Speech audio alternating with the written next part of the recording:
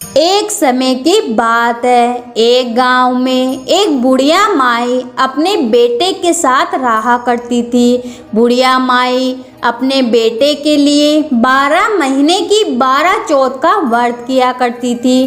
बेटा लकड़ी लेकर आता और दोनों माँ बेटा उनको बेचकर गुजारा करते थे। बुढ़िया माई रोजाना लकड़ी में से 2 लकड़ी रख लेती और चौथ के दिन बेटे से छुपकर बेचकर सामान लाती और 5 चूरमे के लड्डू बनाती। एक लड्डू गणेश जी महाराज को चढ़ाती, एक लड्डू चौथ माता जी को चढ़ाती, एक लड्डू ब्राह्मण को देती और एक लड्डू अपने बेटे को खिलाती और एक लड्डू खुद खा लेती। एक दिन चौथ के दिन बेटा अपनी पड़ोसन के घर गया। वहाँ वह चूरमा के लड्डू बना रही थी। जब उसने पूछा कि आज क्या है, तो उसने कहा मैं चूरमे के लड्डू बना रही हूँ। तब वह बोली मैंने तो आज ही बनाए हैं, पर तेरी माँ तो चारों चौथ को चूरमे के लड्डू बनाती है। उसने जाकर माँ से पूछा, माँ तू रोज लड्डू क्यों बनाती है?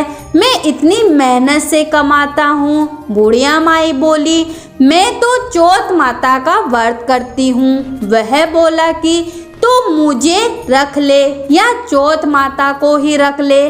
बुढ़िया माई बोली मैं तो तेरे लिए ही चौथ माता का व्रत करती हूँ, इसलिए मैं तुझे छोड़ सकती हूँ पर चौथ माता को नहीं छोड़ सकती। जब बेटा घर से जाने लगा तो बुढ़िया माई बोली कि तू जा तो रहा है, लेकिन ये आंखें लेते जा। तेरे पर कोई संकट आए तो इन्हें आंखें पूर कर बोल देना और तेरा सारा काम हो जाएगा।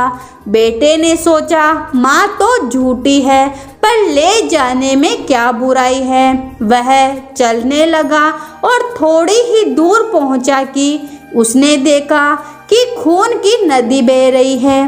कहीं से रास्ता भी नहीं मिला तो आंखें पूर कर बोला कि हे चौथ माता, अगर तू सच्ची है तो रास्ता मिल जाए। ऐसा कहते ही झट से रास्ता मिल गया। आगे गया तो घन घोर अंधेरा उजाड़ फैला हुआ था। उसने मन में सोचा कि मुझे शेर वगैरह खा न जाए, इसलिए वह आँखें पूर कर बोला कि हे चौथ माता मुझे रास्ता मिल जाए, और तब जल्दी से उसे रास्ता मिल गया। वह आगे चला गया। जाते जाते एक राजा की नगरी में पहुंचा।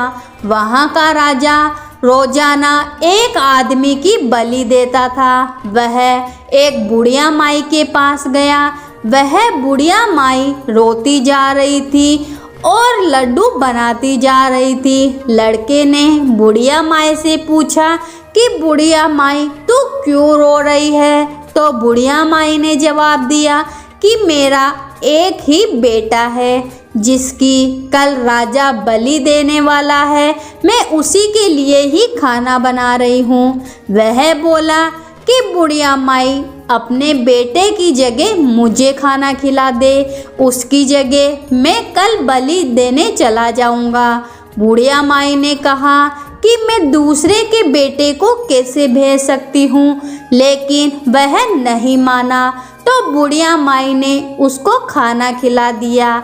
अगले दिन जब राजा का संदेश आया तो बुढ़िया माई ने सोचा कि मैं कैसे दूसरे के बेटे को बलि चढ़ने के लिए भेज सकती हूँ। मैं ऐसा नहीं कर सकती।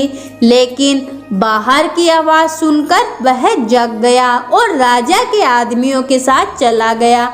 वहाँ मटके पकाने का हाव बना हुआ था, जो एक मनुष्य का भोग लेने के बाद ही उसमें हाव पकते थे। उन सब ने मिलकर उसको हाव में चुन दिया।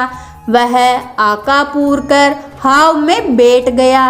एक ही दिन में हाव पक गया और मिट्टी के घड़े सोने चांदी के घड़े बन गए। वहाँ एक जमादार ने झाड़ू लगा रही थी, तब झाड़ू से एक कंकर उछलकर उन बर्तनों से जा टकराया। तब जमादारनी ने राजा को जाकर बताया कि आपका हाव तो पक गया है। तब राजा ने सोचा कि हाव तो 8 दिन में पकता है, आज एक ही दिन में कैसे पक गया। जब जाकर देखा तो वहाँ पर तो मिट्टी के बर्तन की जगह हीरे मोती और सोने चांदी के कलश हो गए।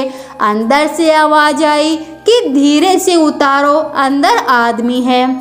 आवाज को सुनकर राजा के आदमी डर गए कि अंदर कौन सा भूत प्रेत आ गया। फिर वह बोला कि डरो मत, मैं सिर्फ एक आदमी हूँ जिसको तुमने कल चुना था। देखा तो अंदर हरे जवारे उगे हुए थे। राजा ने पूछा कि तू अंदर जीवित कैसे बच गया। तब उसने बताया कि मेरी माँ चौथ माता का व्रत करती है। जब मैं घर से निकला तो मेरी माँ ने मुझे आके दिए और उनको मैंने पूरकर उसमें बैठ गया और चौथ माता के कारण बच गया। तब राजा ने कहा कि मैं तेरे को एक घोड़े पर बैठाकर साकल से बांध देता हूँ। यदि वह साकल खुलकर मेरे बंध जाएगी तो मैं तेरी चौथ माता को सच्ची मानूंगा। तब वह आका पूर कर बैठ गया और चौथ माता से कहने लगा, हे चौथ माता, अब तुम ही मेरी लाज बचाना। तब साकल खुलकर राजा के हाथ पैरों में बंध गई।